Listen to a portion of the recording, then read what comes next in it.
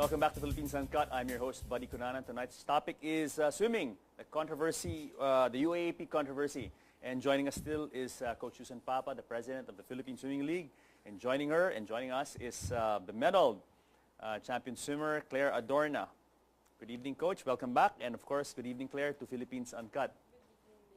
Yes. Now, Claire, wow. I mean, I see you're wearing all your medals and I understand itong mga medalya mo ay napalanunan mo itong last Thursday lang sa UAAP opening. Yeah. Okay. Now, let's talk about you, Claire. Tell us a bit about Claire Adorna. Tell us a bit about yourself. Fifth year student na po ako ng UP. I'm studying sports science. Tapos last playing year ko na rin po sa UAAP. Okay. Now, how long have you been a swimmer, Claire? 13 years, 12 years. Okay. Wow. Why did you get into swimming, Claire? Ba't hindi ibang sport? Bakit swimming? At first po, for survival lang po talaga yung reason ng parents ko. Okay. Tapos habang lumalaki po, pinasali po nila ako sa mga competitions. Tapos, yun po, nakita po nila na may passion ako. So, pinagpatuloy na po namin. Now, tell us a bit about itong mga medalya na suot mo ngayon. Saan mo, I mean, I'm looking at it and it looks like meron kang atang 7 medalya dyan. Is it 7 or 8? No, it's 6. Oh, 6 medals. Para sa ang mga event yan? Freestyle and backstroke po. Okay. Now, tell us about the competition dun sa UAAP opening. Ano yung very significant dun sa victory mo dun? Kasi ang dami pong controversy na nangyari sa akin saka bago ko sila makuha. Okay. Parang meron pang dapat di ako makakaswim. So, ang tagal ko pang nag-antay. Tapos, mga around 3 days or 5 days before the UAAP, tsaka ko lang nalaman na pwede akong mag-swim. So, yung struggle na nakahang ka, naghahantay ka kung makaka-U-up ka or mental, hindi. you're not there, the mental preparation, magulo yung isip mo, di ba? Torture talaga. Yung focus mo po, medyo nawawala, mahirap mag-focus sa study, tapos people were asking you na, makakalaro ka ba? Di ba, hindi ka daw makakalaro, ganyan, ganyan. Tapos nung UAAP na po, people were telling me na, bakit ka nandito? Dapat di ka makakalaro, mga ganyan, stuff like that. So, sa akin po, parang ang inisip ko na lang, gawin siyang motivation. So, sobrang... Show them all. Yeah. Parang I'm showing them who's the boss. So, yun. Na nakuha ko po to. Yun. Sobrang happy talaga. And so, okay, so they were preventing you, UAAP was preventing you from competing last Thursday in the Open, and yet you won 6 medals, 4 golds, right? And 2 silvers. Correct. And then you set 2 new UAAP records. Yes po. So imagine kung hindi ka pinalangoy, wow, galing ha? Bravo ha? Imagine kung hindi ka nila pinalangoy, hindi makikita yung galing na yun.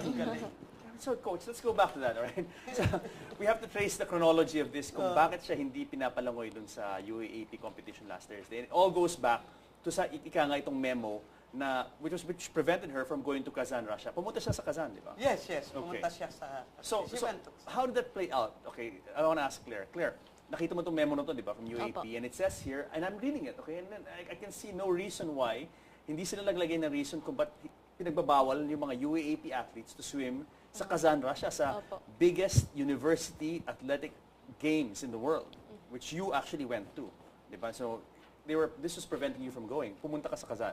Opo. Okay. But paano mo nagawa yon? Paano ka nakapunta despite, and why did you go despite the fact that merong memo yung UAAP obviously directed to people like you? Yun nga po, unang-una po, nung binasa po namin yung memo, parang wala naman po kaming nakitang main reason or any logic dun sa memorandum. Bakit kami pine-prevent na pumunta sa Russia? And besides, para sa akin po, parang kahit gawin po nila yun, para sa akin po kasi big opportunity yung dadating sa akin. It's a once in a lifetime experience po. So, why not? Tsaka anong masama ng pagre-representa sa country mo, di ba? Yes. That would make me proud. Yes. So kahit na, let's say, sinabi ng school mo, sinabi ng UAP, hindi ka pwede lumangay sa Kazan, pinilit mo pa rin na hindi ka ba natakot? Kasi it says here, it says sanction of 1-year suspension from playing in the UAP. Hindi ka ba nagkaroon ng nervousness or anxiety of the consequences, posibleng konsekwensya ng ginawa mo? Nung at first po, pero nung nakita ko naman po na kung alam nyo naman po na nasa tama kayo, di ba, bakit, why not make a stand for it? Tapos, handyan naman po sina Coach Susan para tulungan naman po ako. So, nilaban na lang po namin. Okay, then based on this, sabi mo nga, itong UAAP Open last Thursday, they were preventing you again from swimming based on your participation nga sa Kazan, Russia. Now, Coach, bakit siya nakapaglangoy dun sa UAAP Open? Kasi talagang contrary to law siya. Wala siya talagang basihan, walang rason.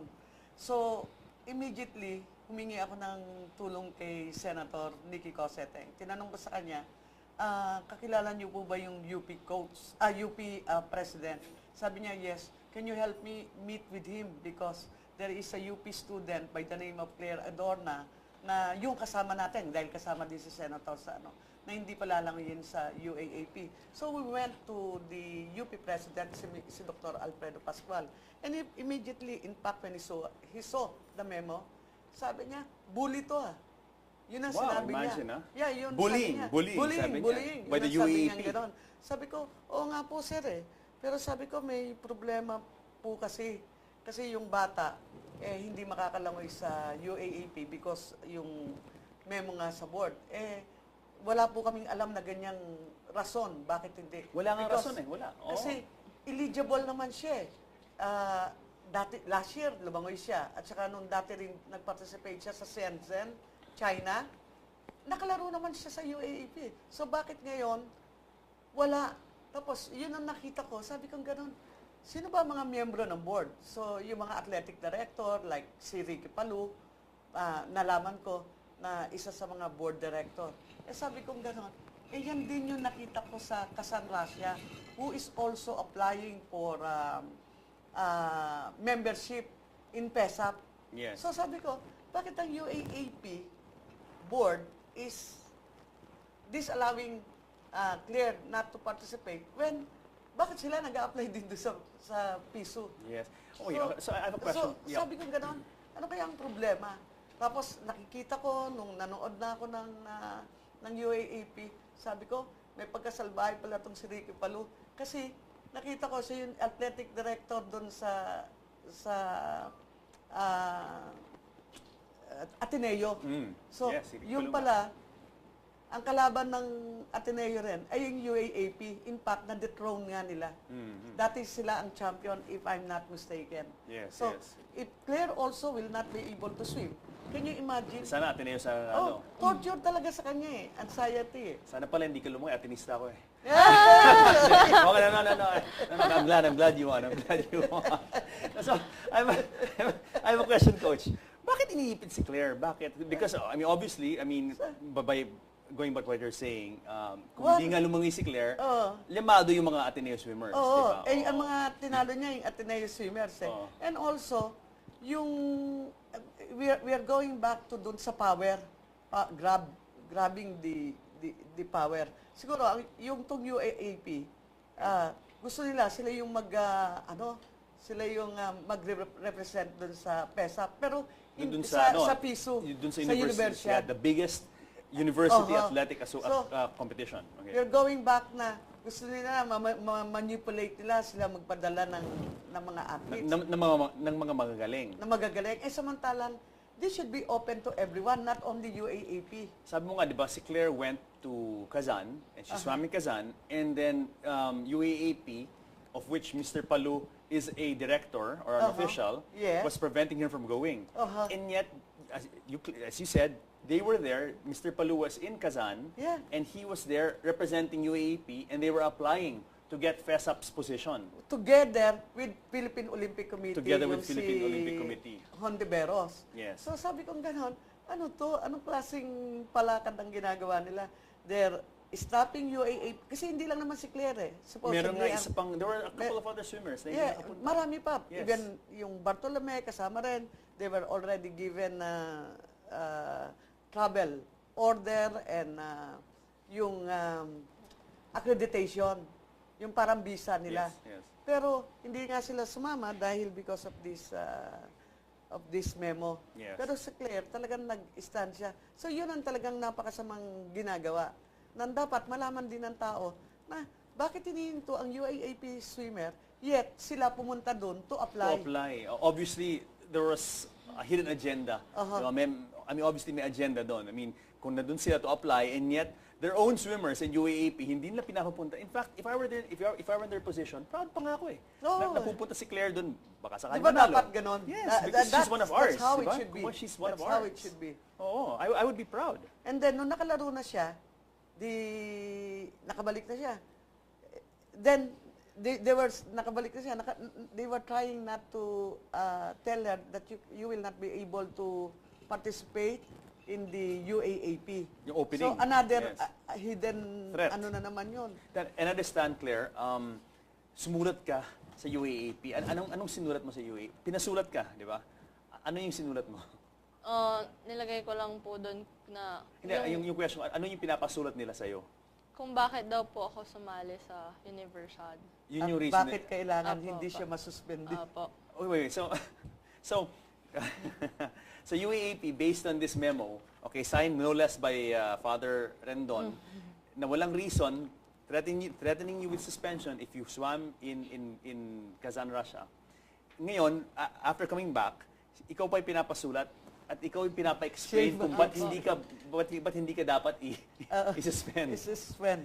Parang it doesn't make sense, no? I mean, if you're gonna co-create a charge, kayo magsabi sa akin kung ano Kung yung bakit. kung ano yung rason, di ba? Hindi ako yung magsasabi, di ba? Yes. So sinulatan mo sila, anong nangyari sa sulat na yan? Yung una ko po nilagay doon is, my loyalty to my school ends when my loyalty to my country begins. Pakilakasan lang, please. My loyalty to my school ends when my loyalty to my country begins. Ang ganda naman nun. Ang ganda. Very inspiring, Claire, ha? And when you wrote that, talagang galing sa puso talaga yun. Opo. As a swimmer, Claire, I mean, you're 19 years old, you have your future ahead of you, obviously very talented, you're the best backstroke swimmer in the country now, di ba? She's the fastest in the country, the backstroke. That is your event, no? Backstroke, no? Yes. And yet sa UAAP, it's a freestyle, di ba? You won a gold medal, what? In that 400? 400 freestyle. And 100. And 100. Yes. What is your feeling now? I mean, ano yung feeling mo as an athlete? What do you want to do? Ano yung frustration mo dito sa buong nangyayari, sa itong nangyayari sa iyo at sa ibang athletes? Wala. Ginagawa ko na lang po siyang motivation talaga to strive more and to show them na I deserve that slot. Kayo po, Coach, sa Philippine Swimming League, what are you doing to I mean, obviously this girl's got talent, and if there are corporate sponsors out there who are watching and who want to support Miss Claire Adorna, what can you say about that? Adorna is 5'7", and then hindi siya nabugbog talaga sa training. And then, she's just beginning. So she has more years to go. Kung yung mga ibang nasa training pool na they were given intensive training program and medyo pababa na yung kanilang career. Si Claire nag-uumpisa pa lang. Sa swimming ba, Coach, when does an athlete, in her case, when does an athlete, a woman, a female swimmer, ano yung peak niyan? Anong age yung peak? Dapat yung 16, 17, nag-uumpisa na yan, makikita mo na eh. Yung potential. Yung potential niya. Tapos yung hindi siya talaga binigyan yung mga high performance level na training program. So ngayon pa lang siya para hindi siya ma-burnout. And then this is the time now that she must go out abroad and train in the States. This is what we are looking for.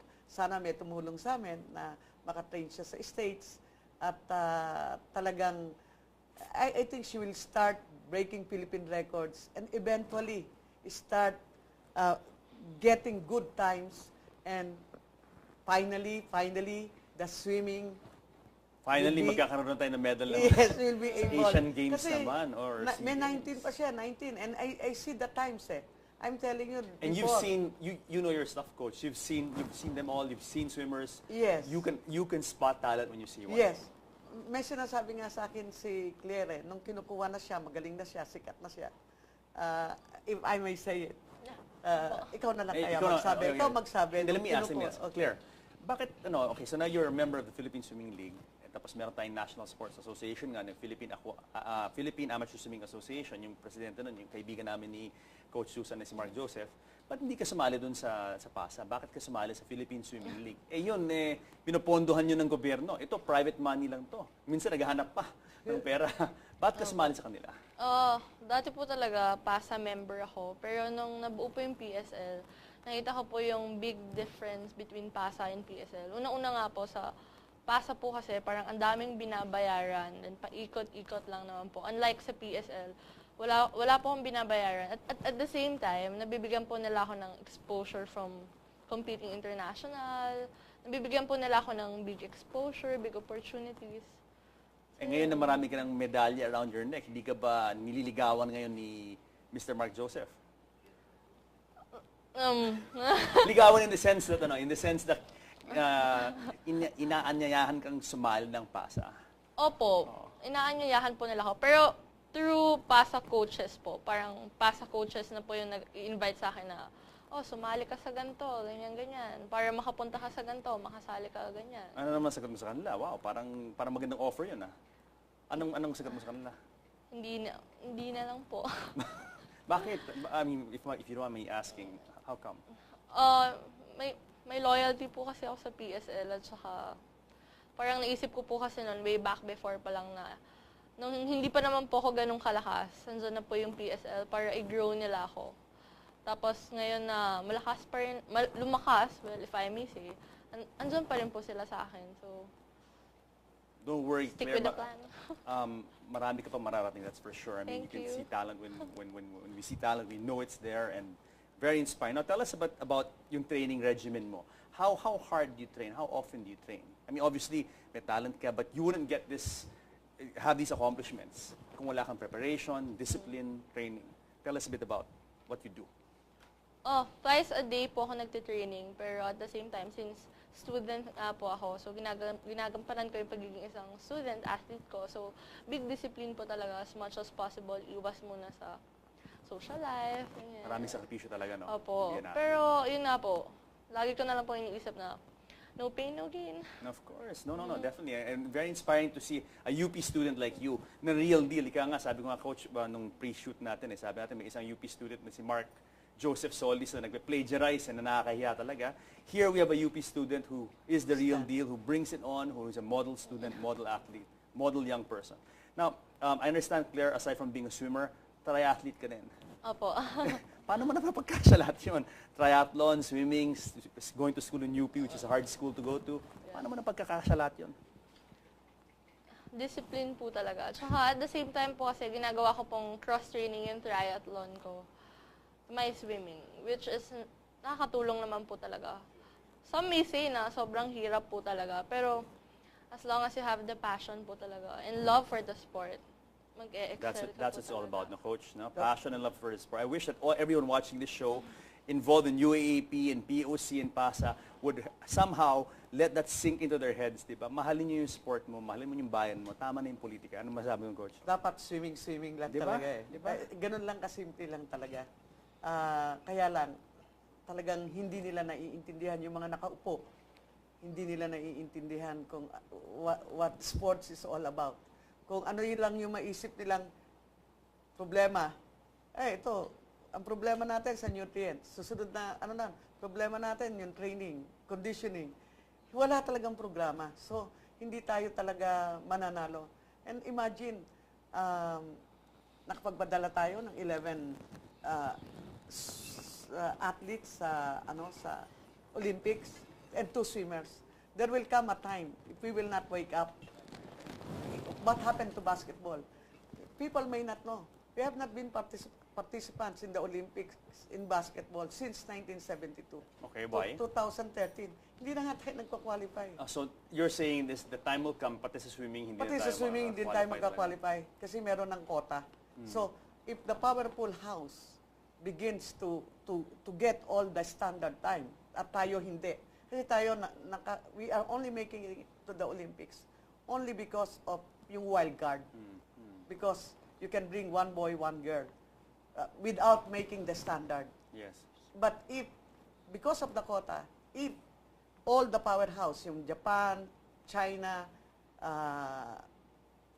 Australia, Germany, United States, makuha na nila yung quota na yon, then we are out. Okay, I have a question about, since we're talking about Olympics. Okay, you think, let's say, Filipinos can, with the proper training, win in the Olympics in swimming? I mean, okay, let's say basketball, it's a tall man's game.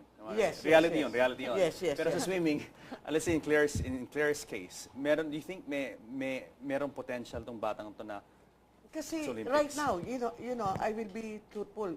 Claire is 19. So the next Olympic will be 2016. 20, 19, 20, 21, 22, 23. 4 years from now, she'll be 23. If she doesn't make it. She's So 27? 23, 27. Kaya pa? Parang hindi na talaga makakaya eh. Kasi na-late tayo. Actually, swimming is behind 12 to 15 years eh. Ganun tayo ka-behind sa world. So we are catching up. Maybe the ones, sa Asian Games, meron pa tayong pag-asa. Okay. And that is, I will be very happy on that.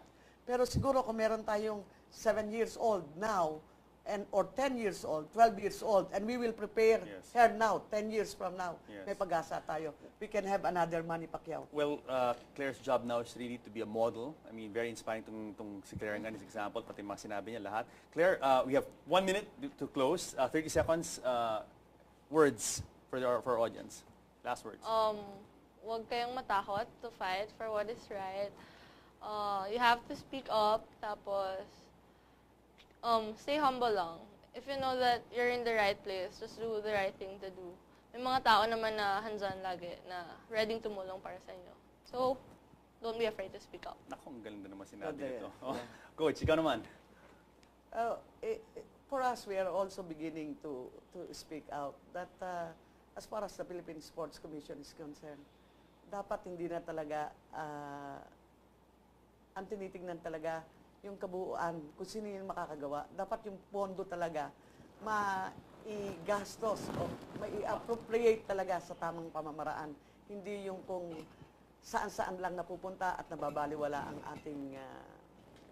ating pera. And I'll say, let's democratize sports. Let the best person go, di ba? Let the best person, Yes. regardless of affiliation with club or whatever, the best person, the best time, the best performance, yun dapat yung pupunta. Yun dapat pondohan. That is right, Yes. buddy. Kasi democratize swimming, kung sino yung pinakamabilis, siya ang padala. Let the best man or woman win. No? Exacto. Yes. So, Coach, thank you very much for coming to the show. And of course, Claire, thank you very much. And you din po. don't worry, we're going to be supporting you all the way. And good luck to you. Huh? Thank you. All right, thank po. you. So guys, I hope you enjoyed this enlightening topic on Philippine sports and swimming. Join us again next week here in the show where we talk about what matters to you because you guys matter the most. See you next week.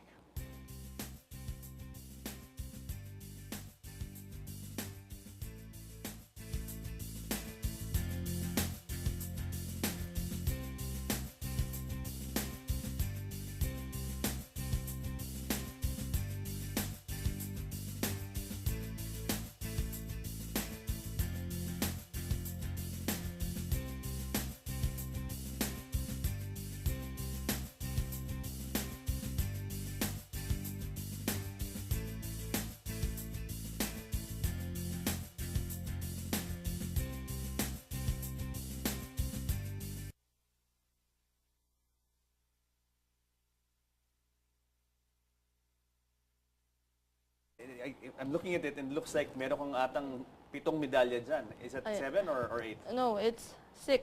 Oh, 6 medals. Para sa ang mga event yan? Freestyle and backstroke po. Okay. Now, tell us about the competition dun sa UAAP opening. Ano yung very significant dun sa victory mo dun? Kasi ang dami pong controversy na nangyari sa akin saka bago ko sila makuha. Okay. Parang meron pang dapat di ako makakaswim. So, ang tagal ko pang Good evening, Coach. Welcome back. And of course, good evening, Claire, to Philippines Uncut. Yes. Now, Claire, wow. I mean, I see you're wearing all your medals and I understand itong mga medalya mo ay napalanunan mo itong last Thursday lang sa UAAP opening. Yeah. Okay. Opo. Now, let's talk about you, Claire. Tell us a bit about Claire Adorna. Tell us a bit about yourself. 5th year student na po ako ng UP. I'm studying sports science. Plus, last playing year ko na rin po sa UAAP. Okay. Now, how long have you been a swimmer, Claire? 13 years, 12 years. Okay. Wow. Why did you get into swimming, Claire? Ba't hindi ibang sport? Bakit swimming? At first po, for survival lang po talaga yung reason ng parents ko. Okay. Tapos habang lumalaki po, pinasali po nila ako sa mga competitions. Tapos, yun po, nakita po nila na may passion ako. So, pinagpatuloy na po namin. Now, tell us a bit about itong mga medalya na suot mo ngayon. Saan mo, Antay, tapos mga around 3 days or 5 days before the UAAP, tsaka ko lang nalaman na pwede akong mag-swim. So, yung struggle na nakahang ka, naghahantay ka kung makakayu-up ka your or mental, hindi. you're Yeah, not there, the po. mental preparation, magulo yung isip mo, di ba? Ma-torture talaga. Oo. Yung focus mo po, medyo nawawala, mahirap mag-focus sa study, tapos people were asking you na, makakalaro ka ba? Di ba, hindi ka daw makakalaro, ganyan, ganyan. Tapos nung UAAP na po, people were telling me na, o bakit ka nandito? Dapat di ka makakalaro, mga ganyan, stuff like that. So,